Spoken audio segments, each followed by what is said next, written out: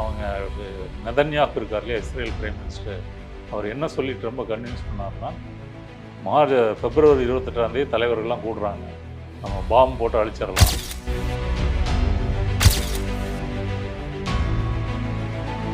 அப்போ ட்ரம்ப் வந்து என்ன செய்கிறார் அப்படின்னு சொன்னால், இந்த ஸ்ட்ரெய்ட் ஆஃப் ஹோர்முஸை வந்து திறக்கலை அப்படின்னு சொன்னால், ஈரானில் இருக்கக்கூடிய பவர் கிரிட் இருக்கு இல்லையா, மின்சார கட்டமைப்புகள், அதை அத்தனையும் அடித்து அழிக்க போகிறேன் அப்படின்னு சொல்லி 48 மணி நேரம் டைம் கொடுக்குறாரு. ஈரான் திரும்ப என்ன சொல்லிச்சுன்னா, அப்படி நீ கை வச்ச அப்படின்னு சொன்னால், கல்ஃப் கண்ட்ரியில் இருக்கக்கூடிய பவர் கிரிட்டை நான் திருப்பி தாக்குவேன்.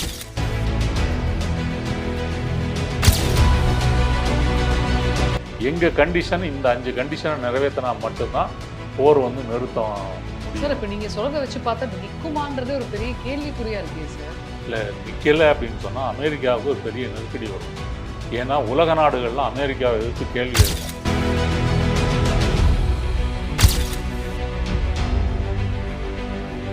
அங்கே இராணுவத்தை இறக்கி இந்த ஹோர்முஸ் அந்த கடல் வழியை திறந்து விட்டுறலாம், திறந்து விட்டுட்டா பிரச்சனை வராது அப்படின்னு நினைக்கிறாங்க. அப்படிலாம் செஞ்சாங்கன்னா அது அமெரிக்காவினுடைய தற்கொலை பாதையாக தான் அது இருக்குமே தவிர ஈரானை வந்து அழிக்க முடியாது.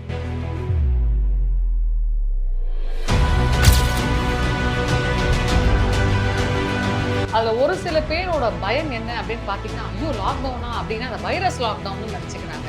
இந்த லாக்டவுனுன்றது இப்போ என்ன ஒரு இம்பேக்ட் கொடுக்கும், அது எப்படி வரப்போகுது சார்? இப்போ வந்து எல்லாமே வந்துட்டு ஒரு 15,000 கோடி ரூபாய் மட்டும்தான் வரல. அப்போ அவர் சொன்னது போல் பிளாக் மணிலாம் வரல.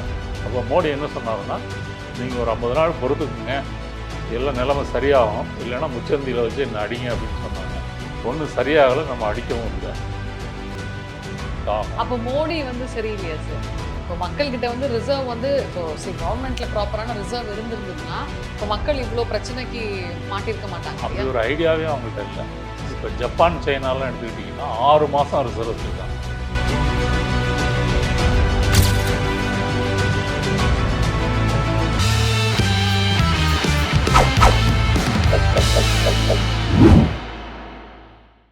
ஜெம் டிவி நேயர்களுக்கு அன்பார்ந்த வணக்கம். நான் உங்கள் விஜய் டீனா. இன்றைய நேர்காணலில் நம்ம கூட சீனியர் ஜேர்னலிஸ்ட் நாதன் சார் இருக்கார். வணக்கம் சார். வணக்கம் மேடம். சார், போர் பற்றின உங்களோட அப்டேட்ஸ் எல்லாம் மக்கள் மத்தியில் நல்ல ரீச் போயிட்டுருக்கு. ஸோ அந்த வகையில் இன்றைக்கும் கொஞ்சம் அப்டேட்ஸ் பார்க்கலான்ட்டு இருக்கோம். சார், ஆக்சுவலாக இப்போ லாக்டவுன் அப்படின்னு சொல்லி நிறைய பரபரப்பாக மக்கள் மத்தியில் பேசப்படுது.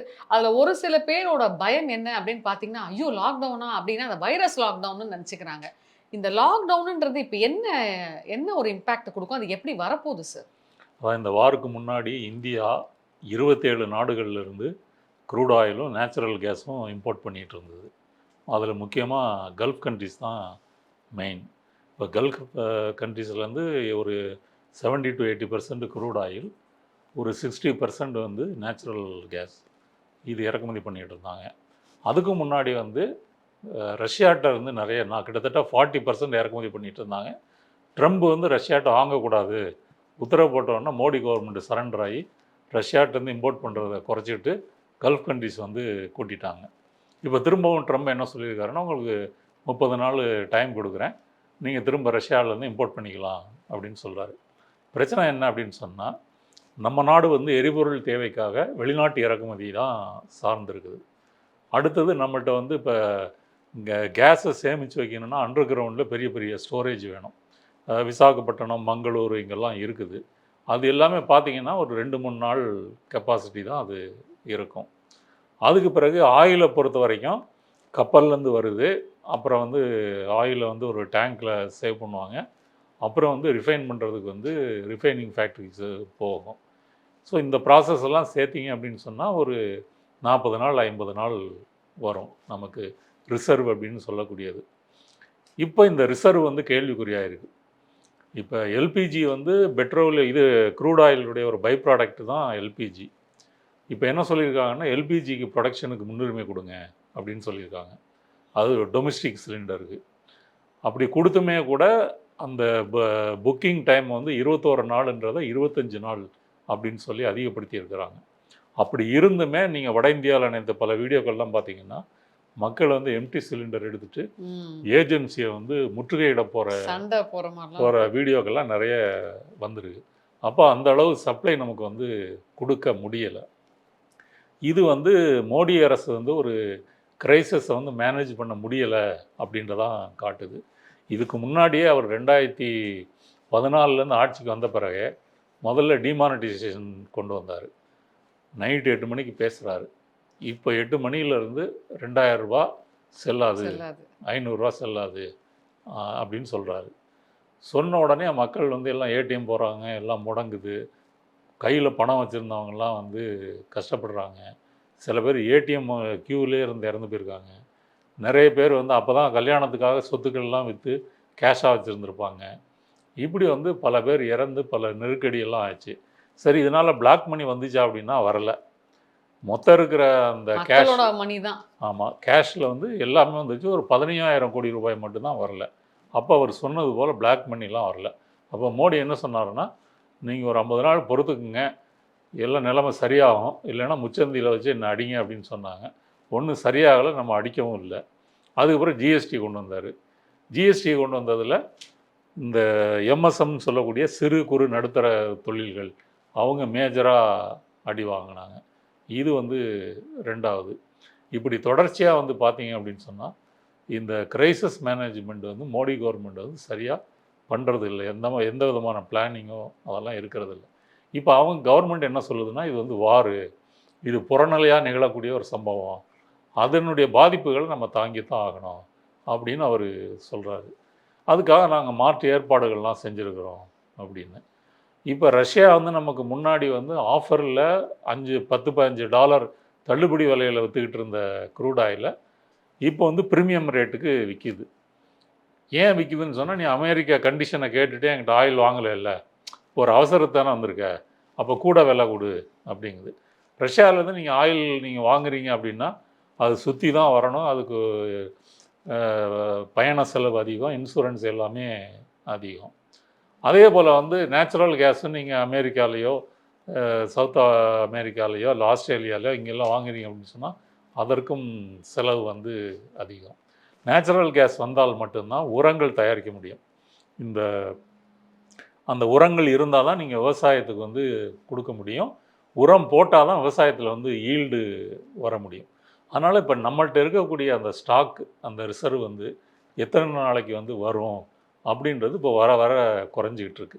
கல்ஃப் கண்ட்ரியோட நிலைமை என்ன அப்படின்னு சொன்னால், இப்போது இங்கே ஒரு 20 கிட்ட இந்திய கப்பல்கள் இருக்குதுன்னு சொல்கிறாங்க. அவங்க ஏற்கனவே ஃபில்லப் பண்ண அந்த டேங்கரோட வெயிட் பண்ணிகிட்ருக்குறாங்க. இந்த ஸ்ட்ரெயிட் ஆஃப் ஹோர்முஸில் இப்போ ஈரான் பிளாக் பண்ணியிருக்கிறதுனால 1-2 கப்பல்கள் தான் வருது. ஆனால் இதுக்கு மேலே எம்டி கப்பல் டேங்கு போனால் அதை ஃபில்லப் பண்ணுறதுக்கான வசதிகள் வந்து கல்ஃப் கண்ட்ரியில் இப்போ இல்லை. ஏன் அப்படின்னு சொன்னால், அவங்க வந்து அவங்களும் உற்பத்தி பண்ணி ஒரு பெரிய டேங்கில் சேவ் பண்ணி வச்சுருப்பாங்க. அதை போய் வந்து கப்பல்களில் ஏற்றுமதி செய்வாங்க. இப்போ அந்த டேங்கில் இருக்கிறத தான் பண்ண முடியும். அதுக்கு பிறகு புதுசாக உற்பத்தி பண்ணணும்னா எல்லா இடங்கள்லையும் சேதம் நடந்திருக்கு, டேமேஜ் ஆகிருக்கு ஈரான் தாக்குதல்னால. அப்போ அந்த உற்பத்தியெல்லாம் சரி செய்யணும் அப்படின்னு சொன்னால் சில பல மாதங்கள் ஆகும் அப்படின்னு சொல்லியிருக்காங்க. அதனால் கண்டிப்பாக நம்ம மக்கள்கிட்ட வந்து இது அஃபெக்ட் ஆகும். அப்போ மோடி வந்து சரியில்லையா சார்? இப்போ மக்கள்கிட்ட வந்து ரிசர்வ் வந்து இப்போ கவர்மெண்ட்ல ப்ராப்பரான ரிசர்வ் இருந்திருந்ததுன்னா இப்போ மக்கள் இவ்வளோ பிரச்சனைக்கு மாட்டிருக்க மாட்டாங்க அப்படி இல்லையா? ஒரு ஐடியாவே அவங்கள்ட்ட இல்லை. இப்போ ஜப்பான், சைனாலாம் எடுத்துக்கிட்டிங்கன்னா 6 மாதம் ரிசர்வ் வச்சுருக்காங்க. ஒரு எமர்ஜென்சின்னா 6 மாதத்துக்கு அவங்கள்ட்ட ஸ்டாக் இருக்கும். நம்மக்கிட்ட ஏன் சார் இல்லை? அந்த மாதிரி ஒரு ஃபெசிலிட்டி அவங்க உருவாக்கலை. ஃபெசிலிட்டி இல்லையா, இல்லை இவங்க அதுக்கான ஒரு மெஷர்மெண்ட் எடுக்கல, அதுக்கான இனிஷியேட்டிவும் எடுக்கலை, ஃபெசிலிட்டிஸும் இல்லை. இல்லை. அப்படி இருந்தால் மட்டும்தான் மாத கணக்கில் நீங்கள் சேமித்து வைக்க முடியும். இப்போ நம்ம கப்பலில் வந்து இறங்குது, சுத்திகரிப்பு ஆலைக்கு போகுது, அங்கே சுத்திகரிப்பு செஞ்சு மார்க்கெட்டுக்கு வருது. இப்படி தான் நடந்துகிட்ருக்கே தவிர ஒரு எமர்ஜென்சினா சேமித்து வைக்கணும் அப்படின்றது வந்து இல்லை. எப்படி வந்து நம்ம கோவிட்டுக்கு லாக்டவுன் திடீர்னு ஞாயிற்றுக்கிழமையிலேருந்து அறிவித்தார், இந்தியாவே ஸ்தம்பிச்சு போச்சு. குறிப்பாக வந்து வட இந்திய தொழிலாளிகள்லாம் சென்னையில் இருந்தாலும் சரி, மும்பையில் இருந்தாலும் சரி, அங்கேருந்து நடக்க ஆரம்பிச்சிட்டாங்க, பீகாருக்கோ யூபிக்கோ. இதை தான் நம்ம வந்து பார்த்தோம். வட இந்தியாவில் வந்து ஆக்சிஜன் சிலிண்டர் கிடைக்காம கார் எடுத்துகிட்டு இந்தியா ஃபுல்லாக சுற்றின கதைகள்லாம் கேட்டிருக்கிறோம். 2வது வேவில் வந்து கங்கையில் வந்து பிணங்கள்லாம் மிதந்து வந்ததெல்லாம் பார்த்துருக்குறோம். அப்போ இது எல்லாமே வந்து இவங்க வந்து அந்த நெருக்கடி வரும்போது இவங்களால சமாளிக்க முடியலை அப்படின்றத காட்டுது. ஏன் சார் இப்போ ஒரு வீட்டை நடத்துகிறோம் அப்படின்னாலே ஒரு வீட்டு பெண்மணி வந்து ஒரு ரிசர்வ் வச்சுக்கிறவங்கள தான் நம்ம வந்து ஒரு ஒரு கரெக்ட் எக்ஸாம்பிளாக சொல்லுவோம். ஒரு கவர்மெண்ட்டு ஒரு நாடை வந்து இவங்க வந்து ஆள்றாங்கன்னா ப்ராப்பரான ரிசர்வ் இல்லைன்னா அப்போ எப்படி சார்? அதான் அவங்கள பொறுத்த வரைக்கும் வந்து இந்தியாவை பொறுத்த வரைக்கும் மோடி வந்ததுக்கு பிறகு சில கார்ப்பரேட் நிறுவனங்கள் அதானி, அம்பானி இந்த மாதிரி குஜராத்தி பனியான்னு சொல்லுவாங்க. அது ஒரு 300, 400 கம்பெனிஸ் இருக்கும். அவங்களுடைய நலனுக்காக தான் வந்து ம். மோடி கவர்மெண்ட் வந்து இருக்குது. மோடி பதவி ஏற்கும்போது 500வது இடத்துல இருந்த அதானி உலக பணக்காரர் வரிசையில் இப்போ 3வது, 4வது இடத்துக்கு வந்து வந்துட்டார். இதை நம்ம கேள்விப்பட்டிருக்கிறோம். அப்போ அவர் காலத்திலலாம் விஜய் மல்லையா, நீரவ் மோடி இவங்கெல்லாம் நாட்டை விட்டு ஓடுறாங்க. கடன் வாங்கிட்டு ஏமாற்றிட்டு. அப்போ சில முதலாளிகள் தான் வளர்ந்துருக்காங்களே தவிர, இப்போ நீங்கள் ஹியூமன் இண்டெக்ஸ்லாம் எடுத்துட்டிங்கன்னா வட இந்தியாவில் பிஜேபி ஆளுற ஸ்டேட்ஸ் எல்லாமே பின்தங்கி இருக்குது. சவுத் இந்தியா தான் வந்து முன்னேறி இருக்கு. இது ஒரு புறம் இருக்க, இந்தியாவில் வந்து நமக்கு சரியாக வேலை கிடைக்கல அப்படின்னு வந்து ஒரு உடல் உழைப்பு வேலைகளுக்கு தான் கல்ஃபுக்கு போகிறாங்க. கல்ஃபில் மட்டும் கிட்டத்தட்ட 1,00,00,000 இந்தியர்கள் வேலை செய்கிறாங்க. அதில் வந்து ஒரு 99% வந்து ப்ளூ காலர் வேலை செய்யக்கூடியவங்க தான். உடல் உழைப்பு தொழிலாளிகள் தான் அதிகம். அதிகம். அவங்க வந்து குவைத்து, அப்புறம் வந்து Bahrain, UAE, Saudi Arabia, Oman, Qatar இந்த நாடுகளில் வேலை செய்கிறாங்க. அவங்க இந்தியாவுக்கு அனுப்பக்கூடிய பணம் வந்து $50 பில்லியன் ஒரு வருஷத்துக்கு. நம்ம ஜிடிபியில் 1.3% வந்து பணம் மட்டும் அவங்க அனுப்புகிறாங்க. இப்போ போர் வந்து அவங்க வேலை செய்கிற இதெல்லாம் நின்று போய் இருக்கும்போது அவங்க வந்து நெருக்கடியாக இருக்கிறாங்க. முன்ன வீட்டுக்கு வந்து 20,000 25,000ன்னு பணம் அனுப்பிக்கிட்டு இருந்தவங்களாம் இப்போ அனுப்ப முடியாமல் இருக்கிறாங்க. இப்போ நம்ம பேட்டிக்கு முன்னாடி ஒரு ஸ்டோரி படித்தேன் அல் ஜசீராவில். ஒடிசாவை சேர்ந்த ஒரு பையன் 25 வயசு பிளம்பரு. அந்த வேலைக்கு அவர் போயிருக்கிறாரு. அவர் தங்கியிருக்கிற இடத்துக்கு பக்கத்துலேயே வந்து ஈரான் விட்ட அந்த ட்ரோன் வருது. இவங்க ஏர் டிஃபென்ஸ் சிஸ்டம் அதை வந்து மறிக்குது. அங்கேயே பக்கத்தில் டமால்னு விழுந்து வெடிக்குது. அந்த வெடித்த இதில் அவர் நில குலைஞ்சி போய் ஹார்ட் அட்டாக் வந்து இறந்து போயிடுறாரு. இவரை நம்பி ஒடிசாவில் இருக்கிறவங்க ஃபேமிலி வந்து அவங்க அப்பா வந்து மகளுக்கு கல்யாணம் பண்ணுறதுக்காக 3 லட்சம் கடன் வாங்கியிருக்கிறாரு. இவர் மாதம் மாதம் அனுப்பக்கூடிய தொகை வந்து 15,000 ரூபாய். இப்போ அந்த தொகை வந்து எனக்கு வராது, நாங்கள் என்ன செய்கிறதுன்னு தெரில, இப்போ தான் சவப்பெட்டியில் அவருடைய உடல் வந்து வந்துச்சு அப்படின்னு அவர் சொல்கிறார். இப்படி வளைகுடாவில் இருக்கக்கூடிய தொழிலாளர்கள் கடுமையாக பாதிக்கப்பட்டிருக்காங்க. அவங்கெல்லாம் இந்தியாவில் வேலை கிடைக்கல அப்படின்னு சொல்லி தான் கல்ஃபுக்கு போனாங்க. இந்தியா மட்டும் இல்லை, நீங்கள் வளைகுடாவில் அந்த 5 நாடுகளையும் சேர்த்து எடுத்துக்கிட்டீங்க அப்படின்னு சொன்னால் கிட்டத்தட்ட 3,10,00,000 தொழிலாளிகள் வாழ்கிறாங்க. மொத்த கல்ஃபோட பாப்புலேஷனில் 50%க்கு மேலே இந்த மாதிரி மைக்ரண்ட் லேபரர்ஸ் தான் அதிகம். நம்ம தெற்காசியாவை எடுத்துட்டிங்கன்னா பாகிஸ்தான், இந்தியா, நேபாளம், ஸ்ரீலங்கா, பங்களாதேஷ் இதை சேர்ந்த தொழிலாளிகள் தான் அதிகம். பாகிஸ்தானுக்கும் வந்து கல்ஃப்லேருந்து வரக்கூடிய பணம் வந்து ஒரு முக்கியமான வருமானம். இப்போ கல்ஃபில் இருக்கக்கூடிய 90 லட்சம் இந்தியர்கள் தொழிலாளிகள் வந்து நிர்கதியாக இருக்கிறாங்க. எப்போ போர் முடியும் என்ன ஏதுன்னு தெரியாமல் இருக்கிறாங்க. அதனால் அந்த வகையில் பார்த்தாலும் ஒரு பிரச்சனை தான். இதுதான் இன்னைக்குள்ள நிலவரம். ஏன் சார் இப்போ வந்துட்டு இவர் வந்து நிபந்தனை வந்து கேட்குற இடத்துல இருக்காங்களான்னு கூட தெரியல.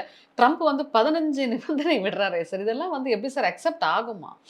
ட்ரம்ப் வந்து ஒரு போரில் வந்து மாட்டிக்கிட்டாருங்க. அவர் இஸ்ரேல் இழுத்த இழுப்பில் போய் சிக்கி இப்போ எப்படியாவது இந்த போரை விட்டு வெளியே எப்படி வர்றது அப்படின்னு யோசிச்சுட்டு இருக்கிறார். ஏன் அப்படின்னு சொன்னால் அவங்க நெதன்யாகு இருக்கார் இல்லையா, இஸ்ரேல் பிரைம் மினிஸ்டர், அவர் என்ன சொல்லி ட்ரம்பை கன்வின்ஸ் பண்ணாருன்னா, பிப்ரவரி 28ஆம் தலைவர்கள்லாம் கூடுறாங்க, நம்ம பாம்பு போட்டு அழிச்சிடலாம், தொடர்ந்து ஒரு வாரத்தில் நம்ம பாம்பு போட்டோன்னா ஆட்சி மாறிடும், ஜனவரியில் நடந்த மக்கள் போராட்டத்தினுடைய தொடர்ச்சியாக அந்த புதிய ஆட்சி வந்து வரும், மிலிட்ரி அது இது எல்லாத்தையும் க்ளோஸ் பண்ணிடலாம், நல்ல சான்ஸ் அப்படின்றாரு. ட்ரம்ப் ஓகே தான்னு தலையாட்டிட்டு வந்து அட்டாக் பண்ணுறாங்க. நினச்ச மாதிரியே 28ஆம் தேதி அயத்துல்லா அலி கோமேனி மற்ற தலைவர்கள்லாம் கொன்னுடுறாங்க. ஆனால் அதுக்கு பிறகு இப்போ கிட்டத்தட்ட 28 நாள் ஆயிடுச்சு. இந்த 28 நாள் போர் வந்ததுக்கு பிறகும், போர் நடந்ததுக்கு பிறகும் அவங்க இருக்கிற கவர்மெண்ட்டை மாற்ற முடியலை. அங்கே இருக்கிற அணு உலைகளை முற்றிலும் அழிக்க முடியலை. போன வருஷமே 12 நாள் போர் புரிந்தாங்க, அதில் அழிச்சிட்டேன்னு சொன்னாங்க. இப்போ திரும்ப அழிக்கிறேன்னாங்க, அதுவும் முடியலை. சரி, இவங்களுடைய மிசைல் லான்ச்சர்ஸ் அது இருக்கிற இடங்கள், தயாரிக்கிற இடங்கள், அதை அழிக்கிறோன்னு சொன்னாங்க, ஆனால் அதை அழித்த பிறகு வந்து ட்ரோனும் மிசைலும் வந்துக்கிட்டே தான் இருக்குது. அதில் முக்கியமாக ஈரான் செஞ்ச வேலை என்ன அப்படின்னு சொன்னால், இந்த ஸ்ட்ரெய்ட் ஆஃப் ஹோர்முஸை வந்து மூடுனது. இதை பிளாக் பண்ணதை வந்து இஸ்ரேலோ ட்ரம்போ வந்து எதிர்பார்க்கல. அப்போ உலகத்துடைய 1/5 ஆஃப் க்ரூட் ஆயில் மற்றும் நேச்சுரல் கேஸ் வந்து அந்த ஸ்ட்ரெய்ட் ஆஃப் ஹோர்முஸ் வழியாக தான் உலக நாடுகளுக்கு, குறிப்பாக ஆசிய நாடுகளுக்கு போகுது. Japan, south Korea, China, India தொடங்கி பல நாடுகளுக்கு அதுதான் சப்ளை. இப்படி ஒரு இது வந்த பிறகு உலகம் முழுவதும் வந்து பெட்ரோல், டீசல், அப்புறம் எல்பிஜி இதெல்லாம் விலை ஏறுகிறது. நேச்சுரல் கேஸ் வந்து தட்டுப்பாடு, உரங்கள் தயாரிக்க முடியல, விவசாயம் பாதிக்குது. இதனால் விலைவாசி உயர்வு, பணவீக்கம் அதிகரிப்பு இப்படி நடக்குது. பல நாடுகளில் வந்து ஒர்க்கிங் ஃப்ரம் ஹோம்னு சொல்கிறாங்க. ஸ்ரீலங்காவில் வந்து 25% விலை ஏறி இருக்குது. இது பெட்ரோலும் டீசலும். அப்புறம் சில நாடுகளில் வந்து ஆல்டர்னேட்டிவ் டேஸில் தான் நீங்கள் கார் ஓட்ட முடியும். திங்கக்கிழமை ஓட்டினீங்கன்னா அடுத்து புதன்கிழமை தான் ஓட்டணும், செவ்வாய்க்கிழமை வீட்டிலே வச்சுக்கணும். இப்படி பண்ணுறாங்க. 1-2 நாடுகளில் வந்து எமர்ஜென்சியே அறிவிச்சிருக்கிறாங்க. அப்போ இதெல்லாம் சேர்ந்து வந்து ட்ரம்புக்கு ப்ரெஷர் ஆகுது. ஒன்னால தானே உலகம் முழுவதும் இப்படி ஒரு நெருக்கடி வந்திருக்கு. ஆப்வியஸா அதுதானே சார் உண்மை. ஆமாம் அப்படின்னு வந்து சொல்கிறாங்க. அப்போ ட்ரம்ப் வந்து என்ன செய்கிறார் அப்படின்னு சொன்னால், இந்த ஸ்ட்ரெய்ட் ஆஃப் ஹோர்முஸை வந்து திறக்கலை அப்படின்னு சொன்னால், ஈரானில் இருக்கக்கூடிய பவர் கிரிட் இருக்கு இல்லையா, மின்சார கட்டமைப்புகள், அதை அத்தனையும் அடித்து அழிக்க போகிறேன் அப்படின்னு சொல்லி 48 மணி நேரம் டைம் கொடுக்குறாரு. ஈரான் திரும்ப என்ன சொல்லிச்சுன்னா, அப்படி நீ கை வச்ச அப்படின்னு சொன்னால் கல்ஃப் கண்ட்ரியில் இருக்கக்கூடிய பவர் கிரிட்டை நான் திருப்பி தாக்குவேன். இப்போ கல்ஃப் கண்ட்ரீஸில் வந்து பவர் கிரிட்டை வந்து நீங்கள் அழிச்சிங்கன்னா என்ன ஆகும்? அங்கே மின்சாரம் தான் அந்த பாலைவன நாடுகளில் இருக்கக்கூடிய முக்கியமான வந்து ஒரு சோர்ஸே வந்து எலக்ட்ரிசிட்டி தான். அது இல்லைன்னா நீங்கள் வாழ முடியாது. குடிக்கிற தண்ணியிலேருந்து, ஒரு ஏசியிலேருந்து, மற்ற ரிஃபைனரி அது இது தொழிற்சாலைகள் இதிலிருந்து, tourism, lodge, hotel, star hotel எல்லாத்துக்குமே எலக்ட்ரிசிட்டி முக்கியம். இப்போ கடல் நீரை வந்து குடிநீராக்கக்கூடிய பிளான்ட்டுகள் மூலமாக தான் அங்கே வந்து ட்ரிங்கிங் வாட்டரே சப்ளை போகுது. அப்போ ஈரான் வந்து அடித்தா என்ன ஆகும்? அப்போ கல்ஃப் கண்ட்ரிஸ் எல்லாம் வந்து ட்ரம்புக்கு நெருக்கடி கொடுக்குங்க. அந்த மாதிரி முட்டாள்தனமாக ஏதாவது ஈரானில் போய் கை வச்சிடாதையா, அவன் திரும்ப அடித்தானா எங்களுக்கு பிரச்சனையாகிடும். உடனே ட்ரம்ப் என்ன சொல்கிறாருன்னா, அதை 5 நாள் நான் தள்ளி வைத்திருக்கிறேன். ஏன்னா பேச்சுவார்த்தை வந்து போயிட்டுருக்கு, நல்லபடியாக போயிட்டுருக்கு. அதில் நான் ஒரு 15 கண்டிஷன் போட்டு ஒரு ஆஃபர் கொடுத்துருக்குறேன், இது நல்லபடியாக முடியும் அப்படின்னு சொல்கிறாரு. ஈரான் சொல்லுது, எவனும் என்கிட்ட வந்து பேசலை, பேச்சுவார்த்தையில் நான் பங்கேற்கலை, நாங்கள் சொல்கிற டிமாண்டுக்கு ஒத்துக்கிட்டேனா தான் போர் நிற்கும். என்ன டிமாண்டுன்னு சொன்னால், எவ்வளோ நீ எங்கள் நாட்டில் வந்து என்னெல்லாம் அழிவு ஏற்படுத்துறியோ அதுக்கு வந்து நிவாரணம் கொடுக்கணும். இது வந்து ஒன்று. நிவாரணம் எவ்வளோ சார் போகும்? எத்தனை கோடியில் சார் போகும்? பல பில்லியன் டாலரில் இருக்கும். அவ்வளோ போட்டிருக்காங்கல்ல, ஏகப்பட்ட கிட்டத்தட்ட 1500 பேர் கொண்டிருக்காங்க. ஈரானில் 1500 பேர், லெபனானில் 1000 பேர். இதை கொண்டு அப்புறம் நிறைய சொத்துக்களை அழிச்சிருக்கிறாங்க. டன்னாக வந்து குண்டுகள் போட்டிருக்கிறாங்க. அதுக்கு காம்பன்சேஷன் கொடுக்கணும். இது ஒரு கண்டிஷன். எதிர்காலத்தில் நீ வந்து தாக்கக்கூடாதுன்னு சொல்லி உலக நாடுகள் எங்களுக்கு வந்து உத்தரவாதம் தரணும். இப்படி அவங்க வந்து சொல்கிறாங்க. அப்புறம் நாங்கள் வந்து அணுசக்தியை ஆக்கப்பூர்வமாக தான் நாங்கள் பயன்படுத்திகிட்டு இருக்கோம். அதை பற்றி நீங்கள் வந்து பொருளாதார தடைகளை திரும்ப வாபஸ் வாங்கணும். இப்போ ஈரான் வந்து கிட்டத்தட்ட பல வருடங்களாக பொருளாதார தடைகளால் இருக்குது. அதனால தான் அது வந்து சிரமப்பட்டுக்கிட்டு இருக்குது. அதை வந்து வாபஸ் வாங்கணும் அப்படின்னு ஈரான் சொல்லிடுச்சு. இப்போ வந்து ட்ரம்பினுடைய அந்த 15 கண்டிஷனுக்கு எந்த அர்த்தமும் இல்லை.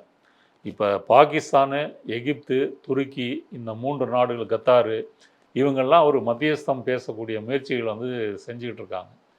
ஈரான் வந்து என்ன சொல்லுதுன்னு சொன்னால், எங்களுடைய நண்பர்கள் அப்படி பேசுகிறாங்களே தவிர நாங்கள் டைரெக்டாக இந்த பேச்சுவார்த்தையிலும் ஈடுபடலை.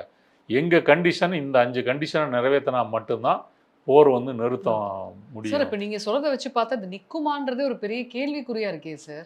இல்லை, நிற்கலை அப்படின்னு சொன்னால் அமெரிக்காவுக்கு ஒரு பெரிய நெருக்கடி வரும். ஏன்னா உலக நாடுகள்லாம் அமெரிக்காவை எதிர்த்து கேள்வி கேட்கும். ஒன்றால் தானே பெட்ரோல் டீசல் விலை உயர்ந்து போச்சு, நேஷ்னல் எமர்ஜென்சி அறிவிச்சிருக்கிறோம். அமெரிக்காலேயே வந்து இப்போ இன்றைக்கி பெட்ரோல் டீசல் விலை உயர்ந்திருக்குது. இந்த விலையேற்றத்தினால அங்கேயே விலை உயர்ந்திருக்கு. சில பேர் என்ன சொல்கிறாங்க அப்படின்னு சொன்னால், இவர் 5 நாள் வந்து அந்த பவர் கிரிட்டை தாக்க மாட்டேன்னு சொன்னது கூட அந்த எரிபொருள் விலையை குறைக்கிறதுக்கும் பங்கு சந்தையில் வந்து சூதாடுறதுக்கும் தான் பயன்பட்டுருக்குது.